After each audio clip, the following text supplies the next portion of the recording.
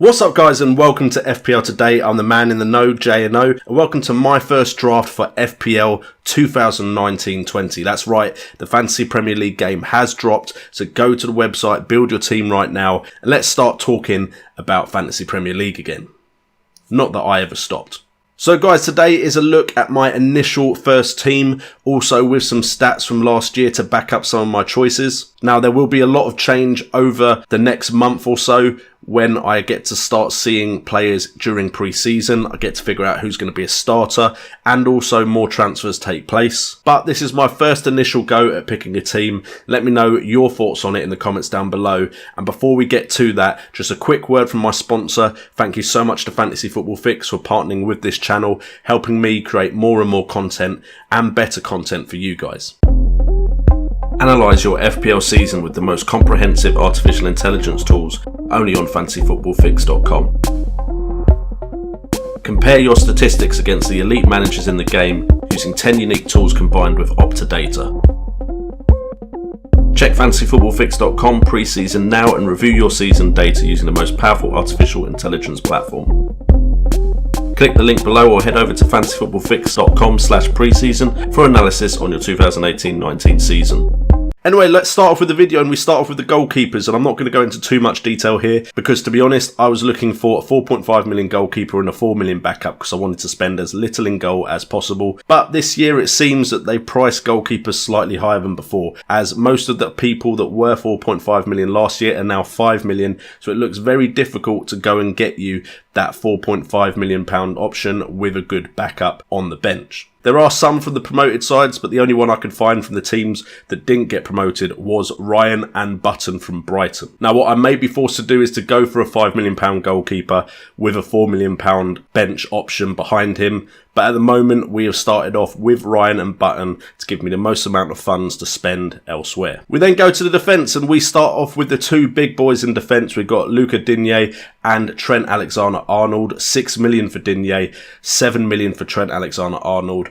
I believe that you're going to have to spend some money in defence this year, and I'm committing to spending more in midfield than usual. So this is the start of me spending more in defence, and I usually do 7 million option right off the bat, also with a £6 million option. I would like Laporte in there as well, but the problem with that is he is also quite expensive. I'm not sure I'm ready to commit to 3 really heavy hitters in defence until I can at least figure out if there's some £4 million options to go on the bench. Trent Alexander-Arnold last year got 185 points. He didn't outscore Van Dijk or Robertson. However, he got 7 less clean sheets than Robertson, but had 1 more goal and 1 more assist than Robertson did from less games. If he does nail down that starting spot as the right back for Liverpool, I do think he can potentially outscore Robertson this season. So I've gone with Trent Alexander-Arnold, but of course it'll be very easy to move to Robertson if I do need to do so. And then with Luca Digne at 6 million, Everton's defence looked a lot better in the second half or the late periods of last season. I'm hoping that Everton continue to improve as a side and that Digne can get more clean sheets. He got 12 anyway, but if he can get more clean sheets and potentially more goals and assists, could have a stellar season this year. He actually underperformed on assists. He actually had expected assists of 7.2 for last season and only got 5 and got 4 goals when his expected goals was at 1.7.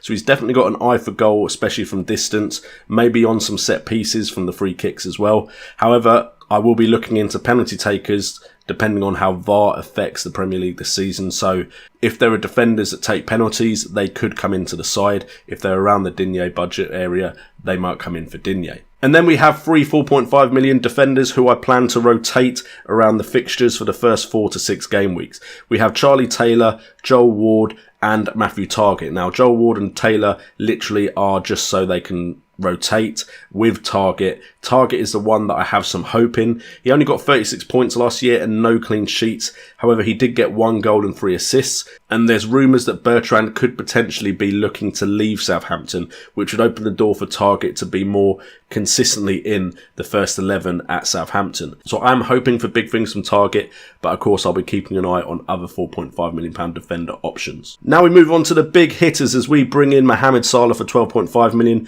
0.5 million cheaper than he was last season at the start of the game, and Sterling now at 12 million. Now these two were the highest point scorers from last season. I believe that midfielders, especially midfielders that can score and get assists at the rate that these two do, unless I can find other options that will do similar, are must-haves for your side. Midfielders generally last year and in seasons before have outscored forwards, which will explain to you why my forward line is a lot weaker than you've probably seen me pick before.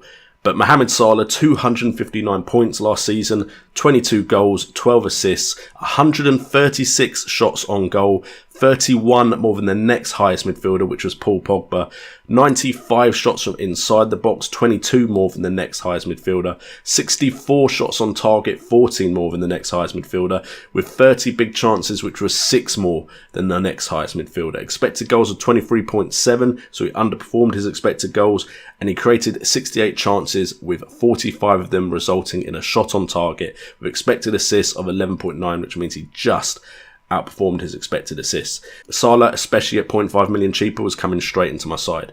And then we have Sterling, 12 million, 234 points from 17 goals and 15 assists last year.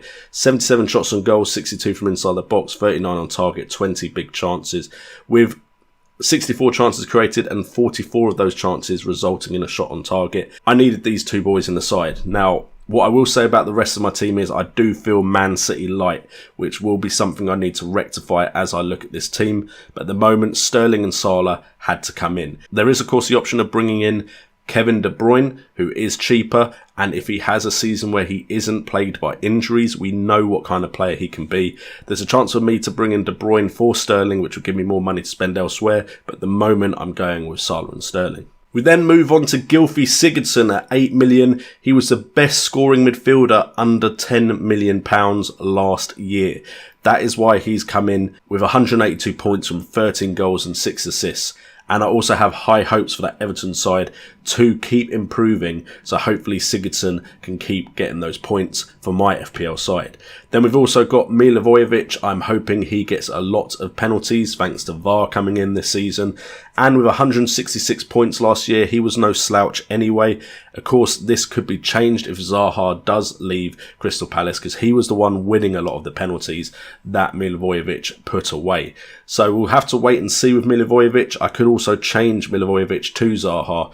So that's a wait and see with what is happening at Crystal Palace at the moment. And then as for Neves, again, someone on set piece duty, takes penalties as well. So hopefully at 5.5 million, he can improve on what he did last season and get me some points. Again, hopefully thanks to the interference of VAR. And then finally, we have the front three. We've got Callum Wilson at 8 million, Jota at 6.5 and Long at 5 million. Now, that looks a lot weaker than the forward lines I usually pick. However, I'm believing that the value is in midfield and defence this year. So I'm going with that in my first draft. Now, Wilson at 8 million, there's a potential he could go. He could stay at Bournemouth. But Wilson was quite explosive last season. Now, Jimenez does come in at 0.5 million cheaper. I could potentially look at him. But having brought in Jota, I've gone with Wilson as the other man. Now, if Wilson moves, depending on what is happening with that situation in the move, I could always downgrade to Joshua King in that Bournemouth side. Wilson got 168 points last year from 14 goals and 12 assists. 65 shots on goal, 62 of them were from inside the box, 30 on target. He had 29 big chances, so he definitely gets the chances. It's just how many of them he can put away. His expected goals was 17.3, so he actually underperformed what he was expected to get. So hopefully Callum Wilson can have a good 19-20 season. Then we've got Jota, 139 points from 9 goals, 8 assists. However, in the second half of the season, especially near the tail end, again, he seemed to be on form. And I'm hoping he can carry that form into this new season. So hopefully Jota will be an astute pick that is £1 million cheaper than Jimenez. And then we've got Shane Long at 5 million now. Only 66 points last year. Long is pretty much bench fodder. But he does play, he can get goals at times, and hopefully when I do need him to come off of the bench, he can get the job done for me. But of course, if I can find another cheap forward option, I could be considering them instead. And that is my team. So at the moment, I'm not going to lie to you, I look at it, and whilst I agree with some of my picks full-heartedly, and believe that I'm picking players I need in my side, I look at that team and I'm not over the moon, and it will have some tinkering.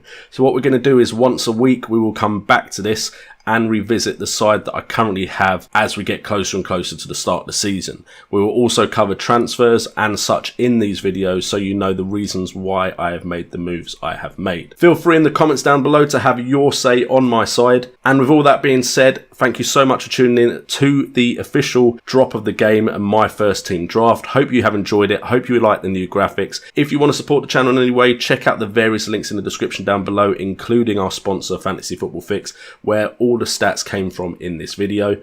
Also, please do subscribe and hit that like button to support the video, and also hit that notification bell so you know when my videos go live.